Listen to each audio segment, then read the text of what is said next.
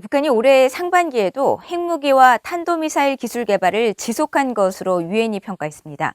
일부 언론이 입수한 유엔 안보리 산하 대북제재위 전문가 패널 보고서 초안에 따르면 북한은 경제난에도 불구하고 핵과 미사일 부품 기술 입수에 나섰고 영변 핵시설이 수차례 가동된 정황도 포착됐습니다.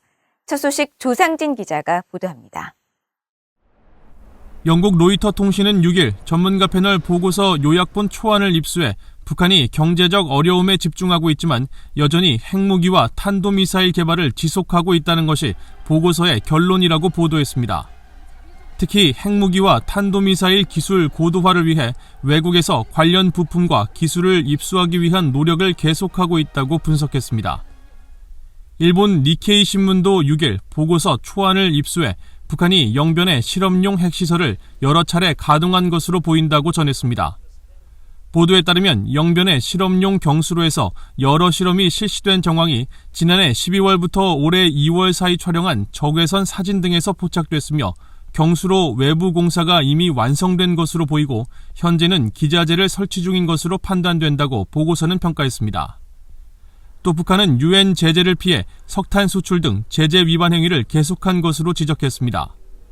보고서는 이어 올해 2월에서 5월 사이 최소 41차례에 걸쳐 북한산 석탄 36만 4천 톤이 중국 저장성 닝보 저우산 지역으로 수출된 것으로 파악됐으며 북한의 공식적인 정제유 수입도 7월 중순까지 연간 한도의 4.75% 수준이었지만 불법 수입이 늘고 있어 올해 북한의 정제유 수입은 한도인 연간 50만 배럴을 초과할 것으로 지적했습니다.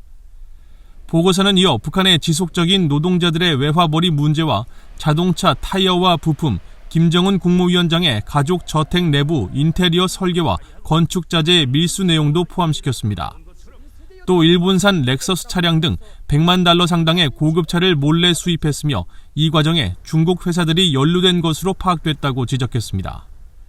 아울러 북한이 어려운 경제 상황을 타개하고자 지속적으로 사이버 범죄에 나서고 있으며 특히 가상화폐 탈취를 위해 이메일 등을 활용한 스피어피싱 해킹 활동을 지속하고 있다고 평가한 것으로 전해졌습니다.